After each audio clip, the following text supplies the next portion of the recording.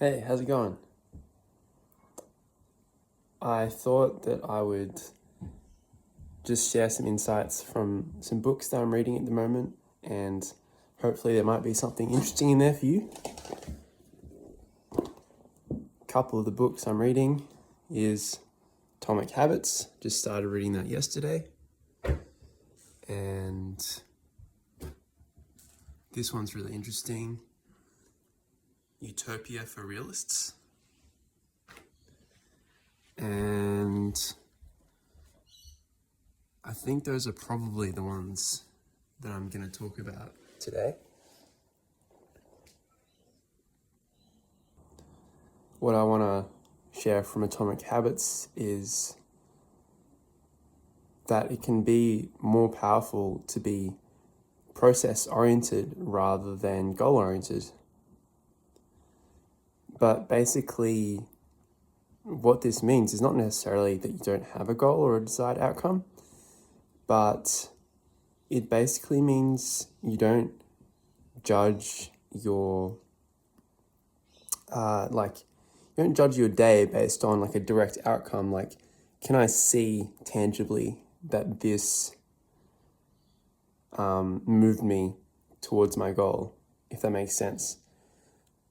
Because sometimes moving in the right direction is something where there are setbacks. And if anytime you're trying something new, you're going to make mistakes. But the idea is that instead, you are process-oriented. And so what that means with relation to maybe a goal that I or you might have is that we can set our sights on becoming the type of person who would achieve that goal and who has the kinds of processes in their lives that will naturally propel them towards whatever that goal is. This actually reminds me of a YouTube video that I saw not too long ago. It was a YouTube video from a day trader talking about his approach to day trading and everything, and saying that the definition of a successful day as a day trader for him is that he's followed the exact rules of his method of day trading.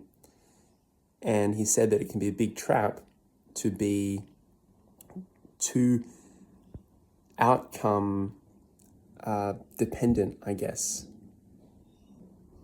Which brings me to the concept of mean versus kind learning environments.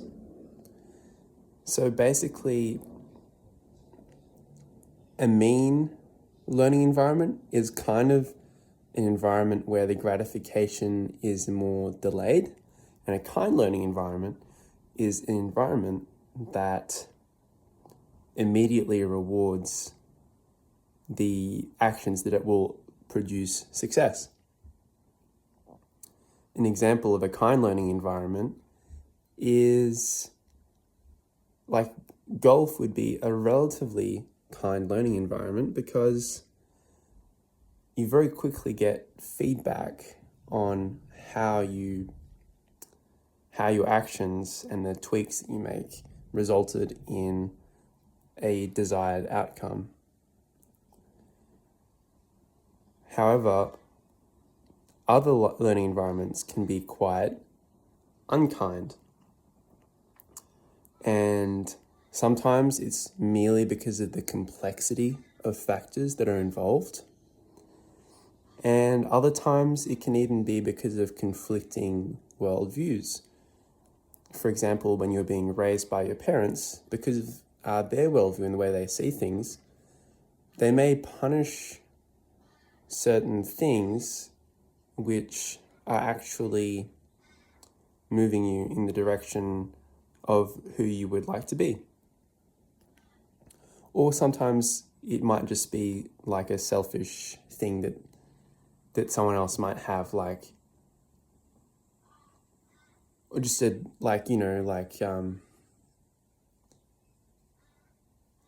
feels wrong. It doesn't feel quite right to say like selfish, but like, is that painted in a bad light? I'm not necessarily saying it's bad, but if you don't like as a small example, if you don't reply to a friend's message or something because I don't know, you're trying to stay locked into something, some kind of project, you might,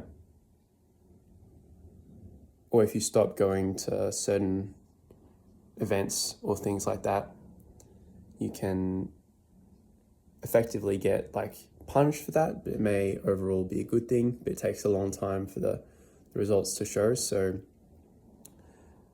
I've gone off on a bit of a tangent and stuff right now, but I guess what I'm trying to say is the world overall is not a perfectly kind learning environment. It doesn't give you immediate feedback that your actions are going to take you in the right direction. Sometimes it does, and that's great when it does. But you have to be able to turn a relatively mean learning environment into a relatively kind learning environment, in a sense, by giving yourself the positive feedback of the actions that you know will take you where you need to go. And of course, being flexible and using your critical thinking to evaluate and experiment as these actions take you forward in life.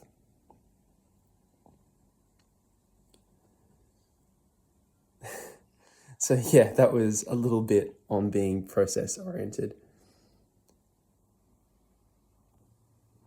That's already 6 minutes and 50 seconds-ish. So I don't think I'm going to get to my other point from this other book that I was reading, which was Utopia for Realists. But maybe I'll do that tomorrow. It gives me a video idea. And if you want to have more of this content, you feel free to subscribe. If you found any value from this video, feel free to give it a like. And if you have any thoughts of your own, I'd love to hear them. And also adds value to anyone else who comes and finds their way onto this video. And I want to leave you with one actionable step or practical application that you can also use to add value to yourself. And that actionable step is going to be 2 questions you can ask yourself. The first question is, what kind of a person do I want to become? And you might not have an exact sense of what that is, but you might have a bit of a sense comparatively to where you are now of you'd like to become more like this kind of a person compared to the person that you are now. And then from that, you can ask yourself, what kind of things would that person do? And what I would like to challenge you to do or encourage you to do, if it feels resonant for you, is to find what is the smallest thing that I can commit to myself to doing that will move me more in the direction of becoming that person, will make me more of that person, because what we do influences our identity, and our identity influences what we do. And it can be a very powerful thing just to do one small thing every day that can move you more into the person that you want to be. And that can really grow and blossom, and you can build on that. So I hope that if you've gone through this video that you've found some value.